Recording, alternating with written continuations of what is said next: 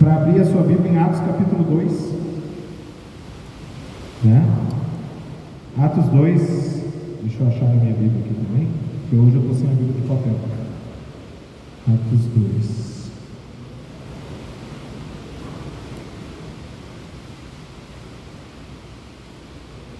E nós vamos falar então sobre uma igreja relevante, mas antes de ler do 42 ao 47, né, eu quero te convidar a pensar comigo sobre uma pergunta. O que é uma igreja relevante? O que seria, na sua concepção, uma igreja relevante? Eu acho que dependendo das pessoas, né? Dependendo da pessoa, a resposta pode ser bem diferente, né? Para alguns, talvez uma igreja relevante seja uma igreja que tem um espaço bem confortável, tem um som bom, um ar-condicionado legal. Para outros, talvez uma igreja relevante seja uma igreja que tem uma baita entrada de dízimos, né? Para outros, uma igreja relevante talvez seja uma igreja que tem muito projeto social. Para outros, uma igreja relevante é uma igreja que tem um seminário bíblico. Para outros, uma igreja relevante pode ser muitas coisas. Mas esse texto bíblico que eu escolhi hoje, ele nos ajuda a responder o que é uma igreja relevante. E olhando para isso aqui, para esse texto que a gente já vai ler, nós podemos pensar juntos como que nós, como Igreja Batista Boas Novas, podemos ser mais parecidos com essa igreja relevante da Bíblia. A igreja que alguns chamam de igreja primitiva, né? A igreja de Atos dos Apóstolos, que começa nesse texto que a gente vai ler. Então abre comigo Atos capítulo 2, 42 ao 47, você conhece esse texto, você já leu certamente, já ouviu pregação nesse texto. Quem achou diz amém. Quem não achou, diz assim: e perseveravam na doutrina dos apóstolos e na comunhão, no partir do pão e nas orações. Em cada alma havia temor, e muitos prodígios e sinais eram feitos por meio dos apóstolos. Todos que criam estavam juntos e tinham tudo em comum.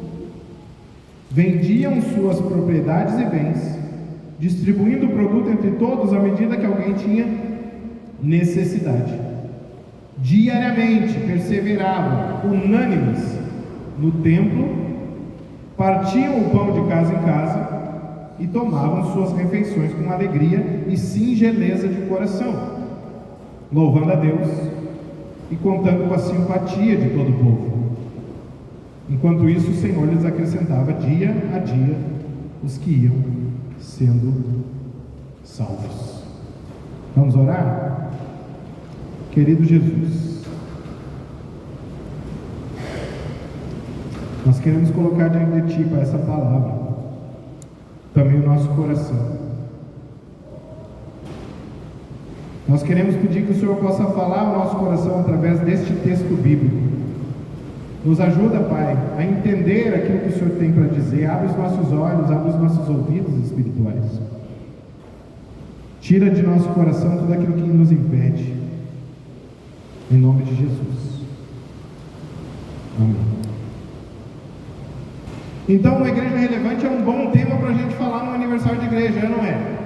Todo mundo quer fazer parte de uma igreja que faça diferença na sociedade. Sim ou não? De umas semanas para cá, desde que eu tive um treinamento de pastores lá em Gramado, eu aprendi uma oração com um pastor lá. Um pastor bem jovem que assumiu uma igreja de mais de 100 anos, que estava numa situação pior do que a nossa, quase fechada, tinha mais reforma para fazer que a gente. E esse pastor, ele me ensinou a fazer uma oração.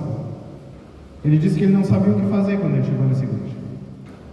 E aí ele pegou, fez um retiro, só ele, o violão e a Bíblia.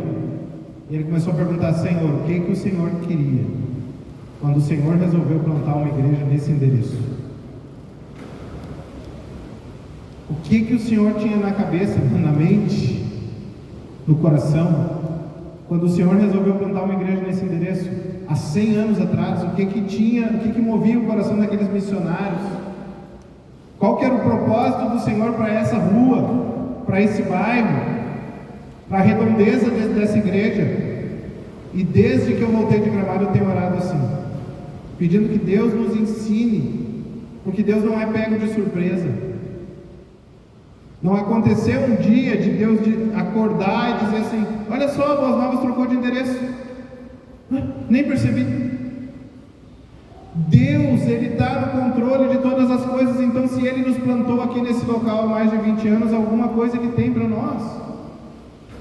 Só que nós precisamos perguntar para Ele, entender, para que a gente não atrapalhe o que Ele tem para fazer. Porque a minha oração é: Senhor Jesus, eu não quero atrapalhar o que o Senhor quer fazer.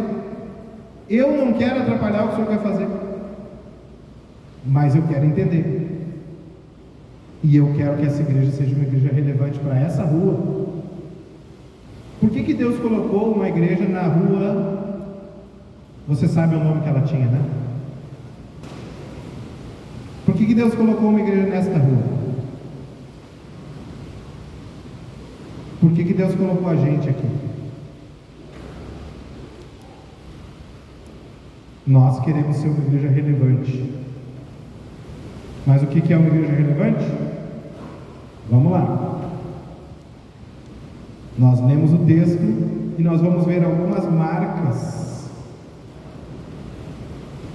de uma igreja relevante.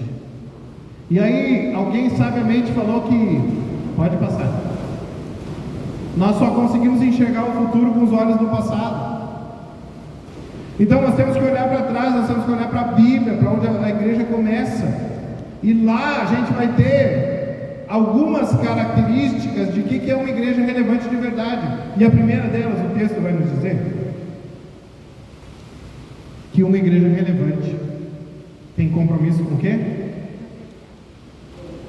Verdade. O que é a verdade, irmãos? Jesus é a verdade, mas a palavra de Deus é a verdade. Jesus diz: conhecereis a verdade e a verdade vos libertará. A verdade libertará.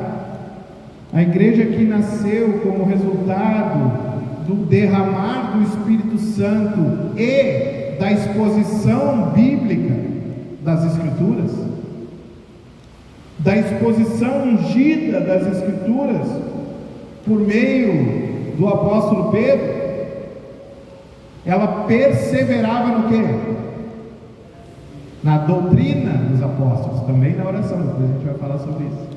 Mas ela perseverava na doutrina dos apóstolos, irmãos. Não existe igreja de verdade sem a doutrina dos apóstolos. O que é a doutrina dos apóstolos? A Bíblia, a palavra de Deus. Não existe uma igreja de verdade se ela não prega a Bíblia. Por isso que eu dou graças a Deus por igrejas como a Igreja Batista Boas Novas, onde domingo após domingo a gente abre a Bíblia e fala da Bíblia. A gente não inventa moda. A gente prega a Bíblia porque a Bíblia é a base da nossa fé. Sem a Bíblia a gente não sabe para onde caminhar. Então eu dou graças a Deus, porque nós somos uma igreja comprometida com a verdade. Amém? Você concorda com isso? Você crê nisso? Nós somos uma igreja que tem compromisso com a verdade. Porque igrejas onde a verdade das Escrituras é torcida, igrejas onde a verdade das Escrituras é negada, não são igrejas de Jesus. São sinagogas de Satanás, como a gente viu na nossa série de mensagens passada. igrejas onde se prega um outro, um pseudo-evangelho. Essas igrejas, elas podem ser uma sociedade religiosa, um clube, mas elas não são igrejas. Igrejas que pregam que a Bíblia tem que se atualizar. Na verdade, quem tem que se atualizar é quem está falando isso. Tem que voltar para a Bíblia e entender que Deus está sempre certo e eu estou sempre errado. Se alguém precisa mudar na relação, sou eu, não é ele. Ao Rei eterno e imortal, né, nós cantamos, mas também é imutável, invisível, mas real. O nosso Deus não muda, não muda de opinião, não muda o discurso por causa do politicamente correto.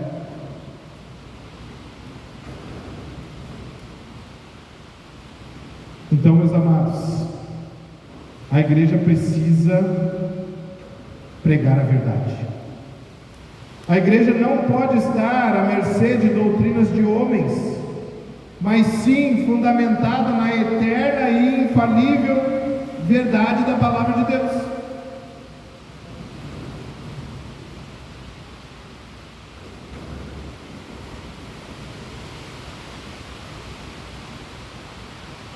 A igreja não pode andar às escuras. A igreja não pode andar sem ter a lâmpada para os pés, que é o quê? A palavra. A palavra é a lâmpada para os nossos pés. O que significa isso, irmãos? Uma lanterna que ilumina o caminho escuro para que a gente possa caminhar, trilhar, andar. Nós não podemos andar no escuro. A igreja bíblica sabe com segurança para onde deve ir. A igreja bíblica, ela anda na luz da verdade, que é a palavra de Deus. Se a palavra diz, a gente faz. Se a palavra não diz, a gente não faz. É isso. Andar na verdade. Mas infelizmente, irmãos, a igreja brasileira nos nossos dias precisa urgentemente voltar para a Bíblia, voltar para as Escrituras, voltar para a palavra de Deus. A igreja brasileira precisa voltar para o Evangelho, porque o que a gente tem ouvido por aí não é o Evangelho. O que a gente tem ouvido por aí é um falso Evangelho, mas um falso Evangelho não cria discípulos verdadeiros, cria discípulos falsos. Então o diabo, ele sabe que ele não precisa destruir a igreja, ele simplesmente pode plantar uma falsa verdade dentro da igreja, e essa igreja, pregando essa falsa verdade, vai produzir falsos discípulos. Entende? Meio Evangelho, Deus é amor, Ele é. Ele é misericórdia, Ele é. Mas e a parte que fala que Deus abomina o pecado? A parte que fala que você precisa mudar de vida, que eu preciso mudar de vida? Essa parte muitas igrejas estão deixando de lado, em nome de encher os seus templos. Não que a gente não queira que aqui esteja cheio, mas a gente quer que aqui esteja cheio de verdadeiros discípulos, verdadeiros adoradores, gente que segue a palavra de Deus. Nós queremos ser uma igreja comprometida com a verdade, sim ou não? Você quer fazer parte de uma igreja comprometida com a verdade? Uma vez eu participei de um treinamento no interior de São Paulo, na primeira igreja batista de Atibaia. Foram 15 dias de treinamento sobre pregação expositiva. E o pastor Antônio Mendes, que é o pastor dessa igreja, ele tem uma frase bem grande escrita na parede da igreja. E a frase é a seguinte: por mais que cresçam as heresias, o evangelho fácil os modismos eclesiológicos, a frouxidão aos princípios bíblicos, jamais deixaremos de ser a opção para aqueles que querem um compromisso sério com Deus. Jamais sairemos do caminho ao qual os iludidos pelo Evangelho fácil um dia poderão voltar. Nós queremos ser um porto seguro para onde aquelas pessoas que foram iludidas por uma falsa promessa de Evangelho possam voltar, possam achar um lugar seguro e bíblico. Essa tem que ser a identidade da nossa igreja, uma igreja bíblica, uma igreja que prega a palavra, uma igreja que discipula pela palavra, uma igreja que ensina a palavra, uma igreja onde as pessoas estudam a palavra, se comprometem com a palavra de Deus. Então nós queremos ser uma igreja comprometida com a verdade. E a segunda característica, irmãos, daquela igreja dos apóstolos lá, é que ela era uma igreja marcada pela profunda união. Os irmãos eram unidos, eles eram amigos, eles andavam juntos, eles repartiam as coisas. Uma igreja jamais poderá atrair pessoas se não houver comunhão verdadeira entre os seus membros. Se as pessoas vierem e sentirem que aqui é um lugar de comunhão, de amor, de cuidado, elas vão ficar. Se elas se sentirem acolhidas, abraçadas, elas vão ficar.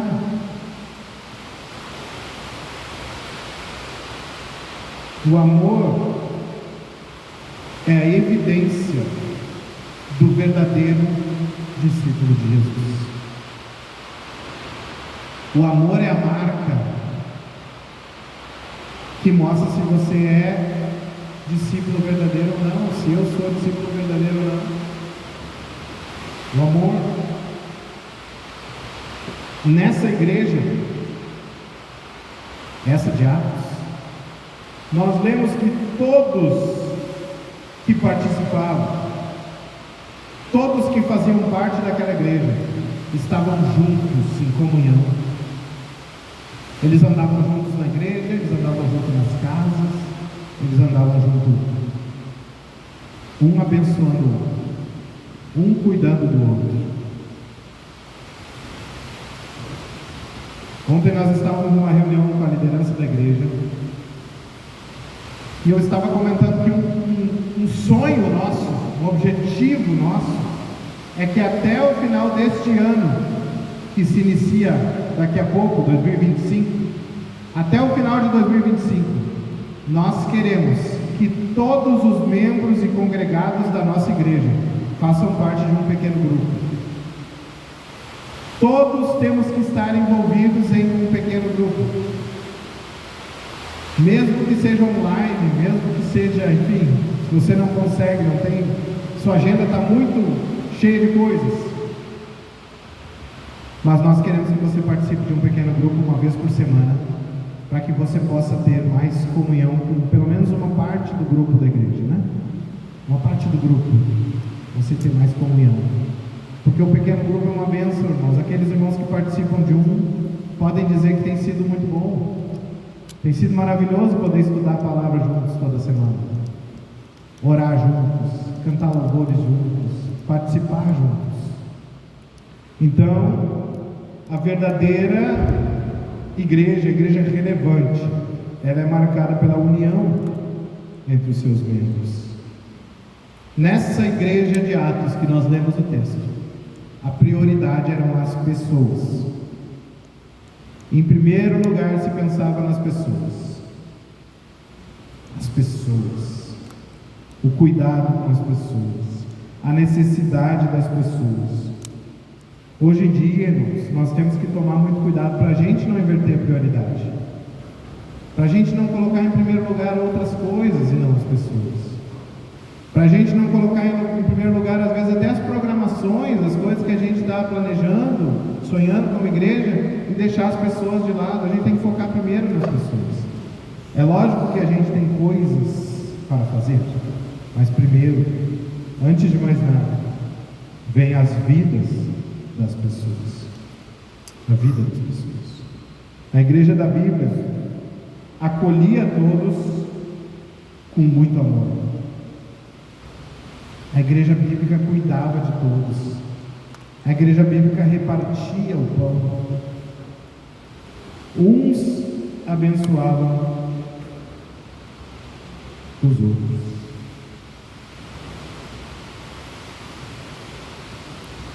A Bíblia vai dizer que ela era simpática com os de fora. Versículo 47, que nós lemos aqui. A igreja dos apóstolos, irmãos, era uma comunidade terapêutica. Por que terapêutica? De cuidado mútuo uns pelos outros, de cura, de restauração, de mudança de vida.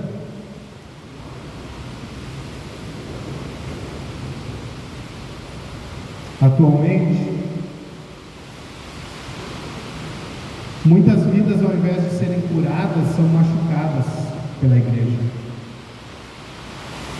Atualmente, muitas pessoas, ao invés de serem ensinadas com amor, são maltratadas pela igreja.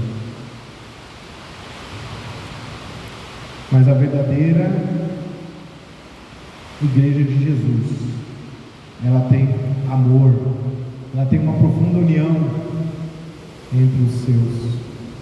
Numa sociedade ferida, quebrada pelo pecado, a igreja de Cristo é o lugar de refúgio, é o lugar de restauração para aqueles que se arrependem e creem no Senhor Jesus. Nós somos um lugar de restauração, para que aquela pessoa que chega machucada, quebrada, destruída por causa do pecado, por causa de escolhas ruins, que ela possa chegar, ser amada e ensinada sobre a verdade da palavra. Amém? Então a segunda marca da igreja bíblica é união, profunda união entre os seus. Mas tem uma terceira marca. A igreja, pode passar, relevante, ela é simpática aos olhos da sociedade. O versículo 47 que eu falei antes. O que significa isso, irmãos? A igreja de Jerusalém tinha uma boa reputação com a vizinhança. As pessoas sabiam quem eles eram e mais, admiravam eles. Tinha uma boa reputação. O que é uma boa reputação? Semana passada a gente falou sobre isso. É aquela pessoa admirada, que falam bem dela, tem uma boa reputação. A igreja de Jerusalém era admirada, falavam bem dela, dava bom testemunho, testemunho irrepreensível. Eles eram uma referência para os não crentes. Será que a gente pode dizer o mesmo sobre os cristãos de hoje?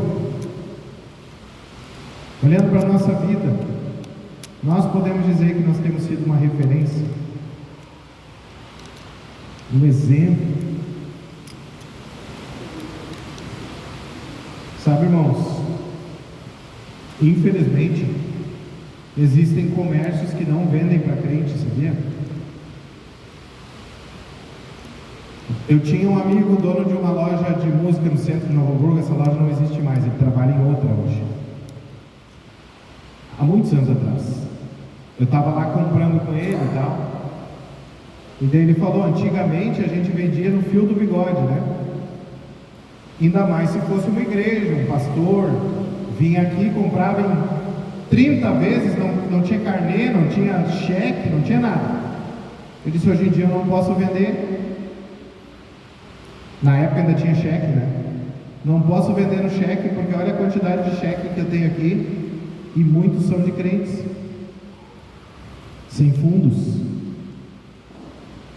Isso é um péssimo testemunho. Eu não estou dizendo que só cristão faz isso e que não cristão não faz, E muito menos que essa pessoa que se diz cristã e fez isso seja cristã de verdade. Isso já é outra pregação, em outro dia. Mas o fato que eu estou dizendo é que muitas vezes a gente está dando mau testemunho na vizinhança, mau testemunho no trabalho, mau testemunho na escola, mau testemunho no comércio. Em vez de ser sal da terra e luz do mundo, a gente não está fazendo diferença nenhuma muitas vezes.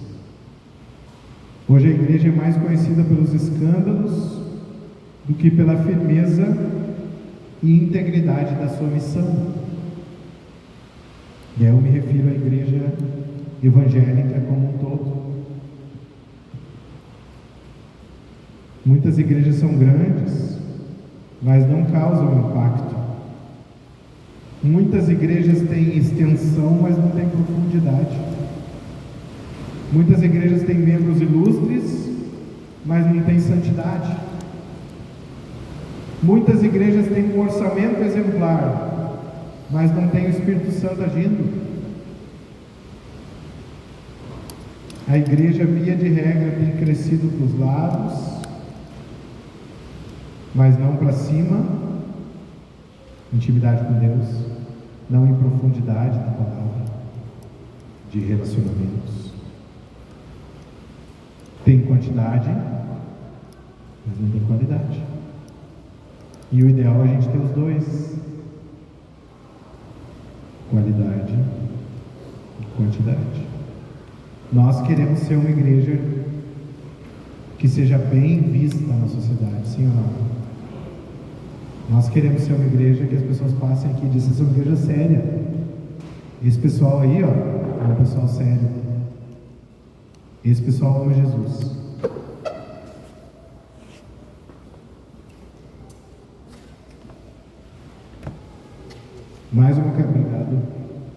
Mais uma característica da igreja relevante, irmãos, é que ela ficou meio escurinho, mas está escrito assim: a igreja relevante tem fome de Deus.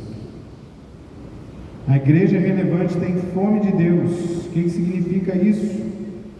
A igreja de Jerusalém, ela não só acreditava na oração, ela orava.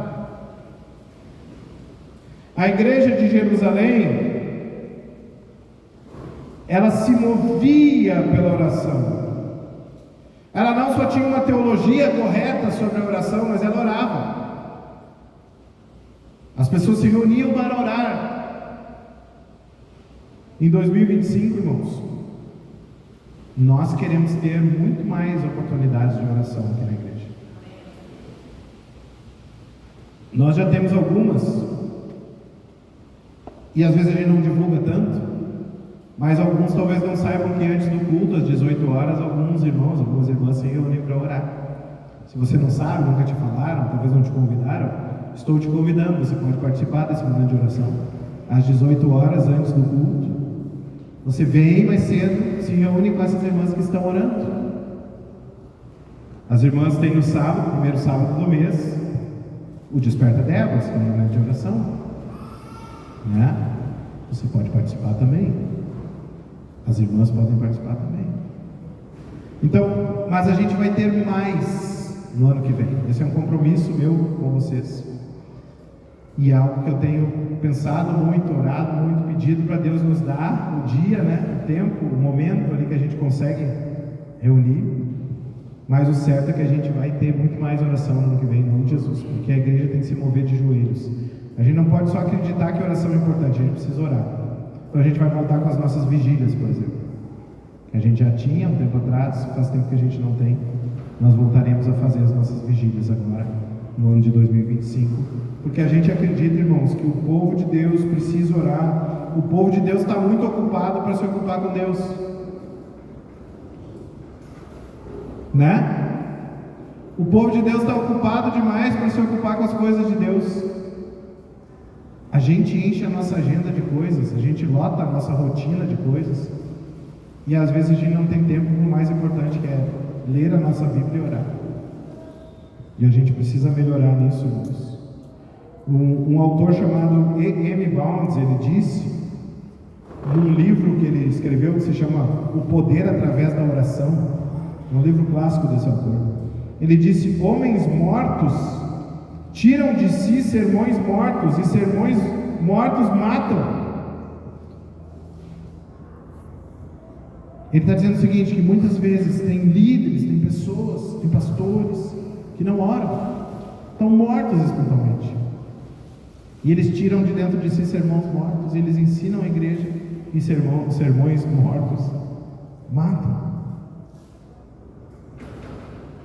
Nós temos gigantes da pregação que não oram, gente que fala bem, mas que não busca Deus.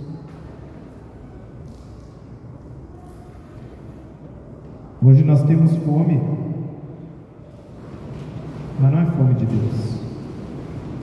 Às vezes nós temos fome de sucesso, fome de crescimento, de fama, de dinheiro.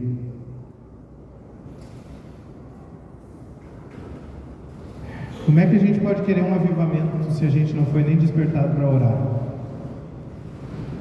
Como é que a gente pode querer que Deus faça algo tremendo aqui se a gente não está orando tanto quanto deveria? Se a gente não está clamando Ele tanto quanto deveria, buscando tanto quanto deveria, se humilhando, se arrependendo dos pecados? Não tem como. Não tem como a gente ter um avivamento desse jeito.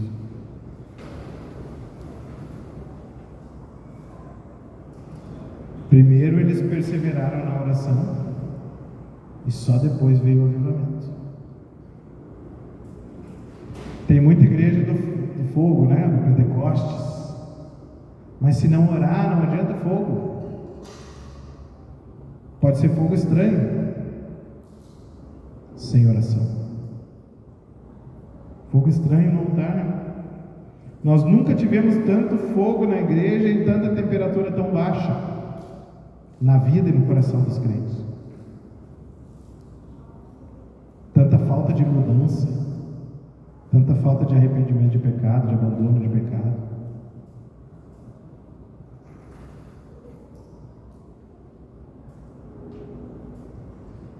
E hoje a gente tem apóstolo, bispo, querubim ungido, anjo não sei do que da igreja de Deus. É muita nomenclatura, é muito cargo. E por que isso, irmãos? Que Deus tenha misericórdia da igreja brasileira. Que Deus tenha misericórdia dessas pessoas que querem ser mais importantes. A minha oração é que o nome de Jesus apareça e eu suma. Essa tem que ser a nossa oração. Quem tem que aparecer é Jesus. A gente, se não atrapalhar, está ótimo.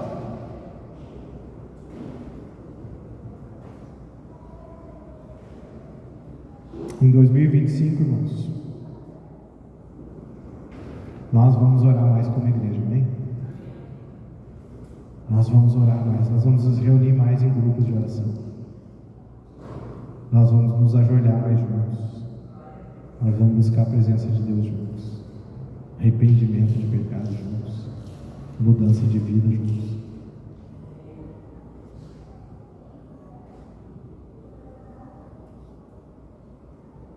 Nós queremos ser uma igreja relevante. E uma igreja relevante tem fome de Deus. Mas uma igreja relevante, ela também cresce. A deles crescia diariamente. Diariamente. Enquanto a igreja crescia em graça e santidade, Deus fazia ela crescer em número. Enquanto a igreja crescia em conhecimento da palavra, em devoção, em oração, em mudança de vida, transformação, Jesus ia acrescentando. A gente não tem que se preocupar em encher a igreja, a gente tem que se preocupar em buscar Jesus, em conhecer a palavra, ensinar a verdadeira palavra, e a Bíblia diz que Ele vai acrescentar. Eu tenho orado porque eu sei que Jesus já tem trabalhado em muita gente ao nosso redor. Certamente Jesus tem trabalhado no coração de muita gente que não está em igreja nenhuma aí. E eu tenho orado para que Deus nos ajude a alcançar essas pessoas. Deus nos ajude a chegar na vida dessas pessoas. E que elas encontrem aqui uma igreja que busca pregar a palavra, que busca a presença de Deus. Tem fome de Deus. Qualidade gera quantidade. Quando a igreja planta e rega, Deus dá o crescimento. Quando a igreja vive o que prega, quando a igreja testemunha no poder do Espírito Santo, Deus faz crescer. Quando você testemunha no seu trabalho, na sua vizinhança, no seu colégio, no poder do Espírito que Jesus está fazendo na sua vida, as pessoas vão ter fome de Deus. Elas vão querer saber mais desse Deus.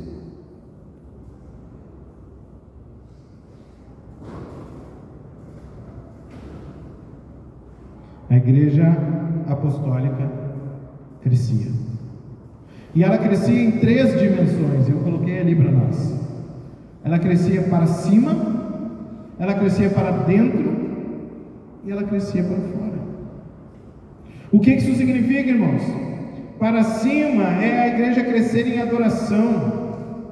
O fim principal do homem é glorificar a Deus. Nós fomos criados para isso. Glorificar a Deus e não o homem. Deus é o centro. Jesus é o centro do Evangelho.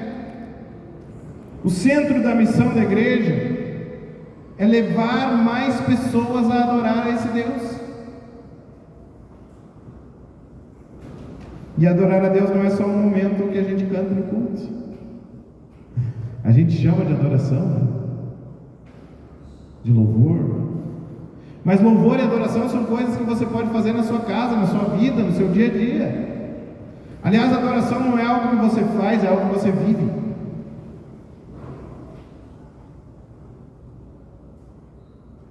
Viver uma vida que agrada a Deus, que busca agradar a Deus, mesmo em meio às dificuldades, aos tropeços, às lutas. Quando nós adoramos a Deus de verdade, nós entendemos que não tem como separar. Uma parte da vida é adoração e outra parte é secular. Uma parte é cristã e outra parte não é. É tudo. É tudo de Deus, tudo para Deus. Então, comer, beber, dormir, acordar, trabalhar, é tudo para a honra e glória de Deus. 24 horas por dia, 7 dias por semana. E por aí vai. Crescimento para cima. E para dentro, comunhão, amor fraternal. Não há adoração verdadeira a Deus onde não tem perdão. Não há adoração verdadeira a Deus. Eu não posso dizer que amo a Deus se eu não amo meu irmão. Não há adoração verdadeira a Deus se tiver panelinha, se tiver grupinho, se tiver fofoca. Não há adoração verdadeira a Deus se a igreja não estiver unida, unânime, perseverante. E o crescimento para fora, irmãos? Evangelismo. Uma igreja saudável não vive só para si mesma. E nós temos um compromisso. Ontem eu falei para os líderes de que ano que vem nós vamos evangelizar muito. E você que quer participar, você vai ter oportunidade de participar conosco. A gente vai começar um ministério, oficialmente um ministério de evangelismo, onde a gente vai visitar hospital, onde a gente vai visitar asilo, onde a gente vai sair na rua e a gente vai sair dessas paredes para alcançar as pessoas que estão lá fora. Mas você precisa evangelizar seus vizinhos. Você precisa evangelizar seus parentes. Você precisa evangelizar seus colegas de trabalho. Nós temos um projeto para o ano que vem, eu já estou dando spoiler, mas eu vou falar mais sobre isso no ano que vem, que se chama Eu Mais Um. O que significa isso? No ano que vem, você vai ter uma lista de 5 a 10 nomes de pessoas que você ama e que você quer ver convertidas adorando a Jesus. 5 a 10 pessoas, amigos, parentes, vizinhos, que você quer ver aqui conosco. E você vai orar, você vai se comprometer a orar todos os dias por esses 10. E você vai criar oportunidades para falar de Jesus para essas pessoas. Vai convidar na sua casa, vai chamar para tomar um café, vai chamar para ir no PGM. E no final do ano, pelo menos mais um desses 10 vai estar aqui conosco. Se a gente fizer isso, irmãos, nós teremos um crescimento de 100%. Não precisa nem ser bom na matemática, que nem o Diego e o Elias, para saber que é 100% de crescimento. Eu, mais um. De 40, 50, a gente vai chegar a 80, 100 pessoas. Para a glória de Jesus. Amém? Quem vai participar disso? Já tem papel, já começa a anotar aí o nome das pessoas. Anota aí. Fulana, tal.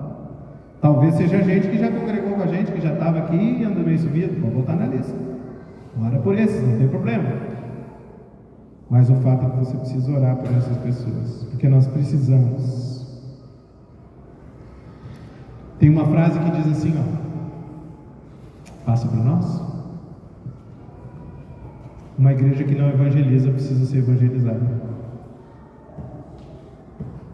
O crente que não evangeliza precisa ser evangelizado, irmãos. Porque a igreja somos nós. Se as pessoas nem sabem que você é crente, está na hora de rever os conceitos. Amém?